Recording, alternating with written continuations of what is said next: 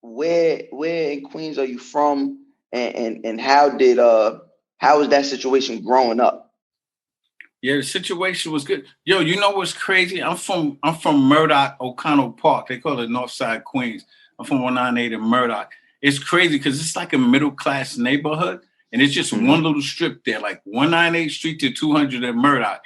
That's the only little strip. Everything else is all residential homes. So like growing up, it was chaotic. Like it's easy to sell drugs in the housing developments. You know, you got the rooftop, you got the hallways, you got the courtyards, you can move around, you could boogie. It's hard selling drugs like in the hood, like around houses. It's kind of hard, but we was able to do it. But at that time, you gotta understand, man, in the 80s, which I believe was like the most violent decade, we didn't even really know. For like maybe a year or two, we didn't even have no guns. We just was selling drugs and making money. The cops was never around. We would walk around with 100 vials of crack in our pocket. It was no like hiding in the garbage can, putting in the gate. It was just fun. It was just like really like me and my four homeboys. We was just having fun until one day we was in a game room where we used to hustle. And somebody knocked like 10 o'clock at night, like, yo, let me get two. I need two. And my man Ren, you know, it's always one of the crew that chased the bread all the time. Like, yo, I got this. Bread. I got this. We know all bread, not good bread. And then the next thing we heard was pop, pop, pop, pop, pop. They shot at him. And we was like, yo, this is real. Because we was just like trying to get sneakers, money, chicks, and jewelry. That's all it was. I wasn't trying to be supreme. I was just trying to get some bread. You know, I don't know if y'all ever ate a mayonnaise sandwich or had cereal with carnation. 200%. What? Or open, you know what I'm saying? Oh so my God. it was like we were just trying to be fly. Man, we were just trying to get a little bread. And then it just became like, yo, it started getting dangerous. And now everybody had to strap up. You know, my book, you know, I got a best-selling book right here called Once a Cop, award-winning book. I got pictures in this book. I got a picture of me 16 years old when I bought my first gun. And I bought that gun mouse for three vials of crack. So Fiend was like, yo, he came and see me. Was like, yo, I need three. So I was like, all right, that's $30. She was like, yo, I ain't got no money. I was like, yo, man, get out of here. He was like, yo, but I got this. And he showed me this little shiny 2.5 nickel plater. I was like, took him to the back, like, yo, I'm gonna give you 3 jumps for that. Let me see it. Took it out, dropped the clip. I was like, all right, you good here. Gave him 3 jumps. And now I was like empowered. I was good now. I actually was like the last one of my crew to get some heat. They had 38s. They was just, I don't even know how they was getting them. He said it so nonchalant. Like, yeah, I was the last one to get it. But, you know, I got it. Like, I had it, though. I also feel like when we're younger, and I tell people this all the time, when you're younger and we doing dumb shit, we never look at the repercussions because it's just, we young and we're not afraid of, it's not even in our mind to get shot and killed and stuff like that. We just young, running around. Like, there's hoods that I would go to back in the day that I would never step foot in as an adult. Ever. Yeah. Like, I look like I'm not going over there. Like, why won't you? We all used to be like, when we was kids, people wasn't really looking at us as, oh, that's a little gangster. He 10, 11. Now, my mind works so many ways. Like, yo, somebody could get me here, there. It's like, when we older, we think more and, you know, we more educated on where we going and what we doing. Yeah, I'm telling you, like, we didn't even realize the danger. You got to understand, in the 80s, like, the mid to late 80s, it was like 2,000 homicides a year in New York City. You know how many homicides it was last year in New York City? It was less than 300. That was less than one person getting killed. From going from 4 to 5 homicides a day to less than one person getting killed. Right. It was that dangerous, but we didn't even realize it. Like, bodies was dropping, especially when I got with the Preem team. I was with a very violent conglomerate. You know, people was disappearing. Like, today, I know all about them. My pops are Red Hook. I know. So, you know, it was real dangerous. But when you in this hustle mode, you can't, like, you either got to be in or out. You know, like, you see cops get locked up all the times. Because remember, you was young, you played cops and robbers. You either play the cop or the robber. You can't do both. Like, people be trying to put 2 feet in. You either got to be the cop or you got to be the robber. You can't play both. So, well, having a taste of both sides, how did you having a taste of both sides, and then also seeing how cops were, you know, how cops were playing the other side? How did you decide, or what was that deciding factor? It was like, you know what, I did that, and I'm gonna stay on this side now. Well, my first I guess my first taste of corruption was pulling a car over, and it had like $50,000 in a duffel bag. And I was like, yo, what's in the bag? He was like, I don't know. That's your bag. So I opened the bag. It was money in it. So I had a white partner. I looked over the car. He looked at me, my partner looked at me like, yo, let's get that money. And I looked at him. I did the math real quick because, I should sell drugs. I was like, $28,000 a year, 20 years, like whatever, over $1 million. We're going to bust this 50 down. But the biggest deal with this might be a setup. Somebody just going to just give me 50 like that? Nah. So I knew right then that remember this cops and robbers. So right then I became a cop. Like I could pride myself in saying like my whole 21-year career, I never took anything. I was afraid to even take dinner. I was like, cause you can't really do that. You cops can't like take food, go to a restaurant and get free food and stuff. Like they would always I didn't know that. They always give cops food. But I was so nervous because of the lifestyle that I lived, and I thought they wanted me. They ain't want me to have that job. So I would like give the owner at least $1 and tell him, like, give me 4 quarters back. I gotta show some monetary exchange here.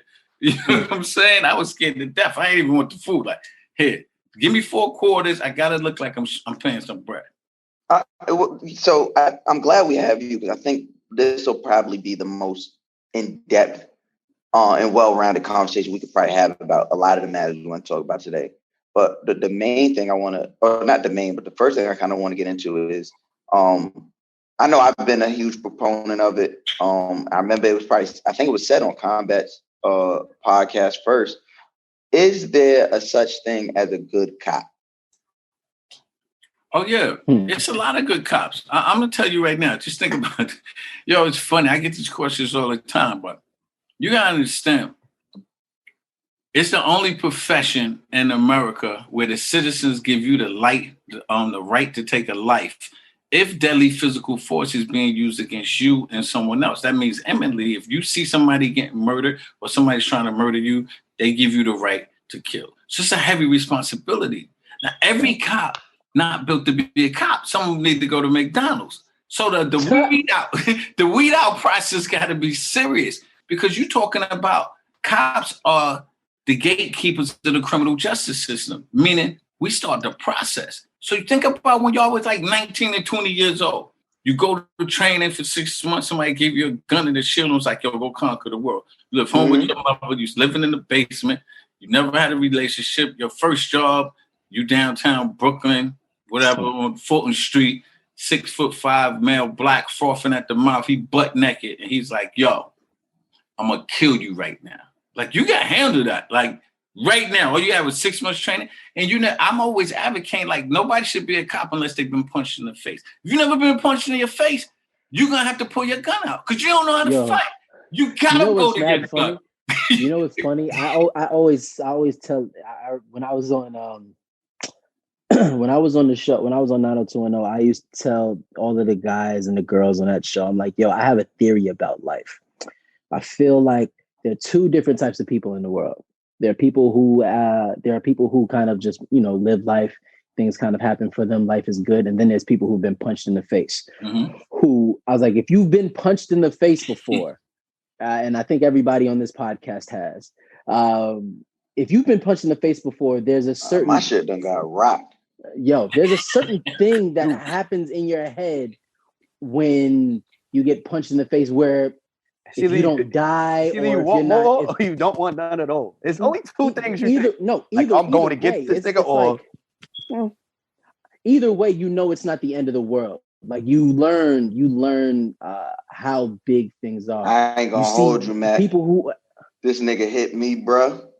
I thought it was the end of the world. I don't know what Mac talking about. The times when I got really Mac, but I thought it was all going down. I'm saying, like, once you Mac, the day I went down that line, that nigga hit me, bro, and I said, "Huh?" Oh no, bro, trust me. Whether it was lost your hearing. Whether it was an actual fight, whether it was me in wrestling and one of those white boys hit me with one of those overhands and they tried to grab me and everything is ringing. You see fucking stars and shit. You get real white. it gets real. It's really bright. It's really That's bright. why I think that's why I think I don't like white. That's why I think I hate white people so much. When you got beat up, that's all you saw. Their skin reminds me of that light from getting snuffed. Hey, Bow! see, that's why y'all gotta read my book, because I tell a story about how I got rocked as a cop. I need that. This dude, he rocked me. I was like, yo, I'm beefing with this domestic violence case. So it was domestic violence. They called me and my partner there. It's the end of the tour. Me and my partner, it's like 10 minutes to the tour. I'm like, yo, it's time to get out of here. We got no backup. Nobody's going at the end. Everybody trying to go home. So this dude is like, you punk ass police, you punk ass. I'm like, yo, chill, man. He's like, you punk ass police. I said, man, you see a punk, punch a punk. That dude knocked me out. And what's funny was he was in my weight class. He hit me, he rocked me with an overhand right. Like, bah! I said, oh, shit. So now, this is crazy because today, somebody would have probably killed him. Oh, yeah. Me and my partner, I wasn't even thinking. All I could think was, I'm about to break this dude's jaw. I gotta beat his ass. Yeah, right. But then the whole family turned on us. The wife he was fighting with was on our back. Now we in a situation, we was holding our guns. We trying to hold on to our guns. I'm like, yo, hold your gun, boy, hold your gun. And they beating the shit. Neighbors coming out the apartment. It took about 5 minutes for backup to come. You know what 5 minutes is? Fight minutes is a year. 5 fight minutes? Nick, 5 minutes is really a heavyweight bout. Yeah. That is 3 minutes a round. I always 5 minutes. I always categorize 5 minutes of like fighting minutes and in a man's mind, sex minutes. I always compare those. Like, you think we doing 70? Oh, it's an hour. You look at the clock, it's just 15 minutes. You're like, damn. I ain't gonna. I was going crazy. I ain't gonna hold you. I last way longer in the fight.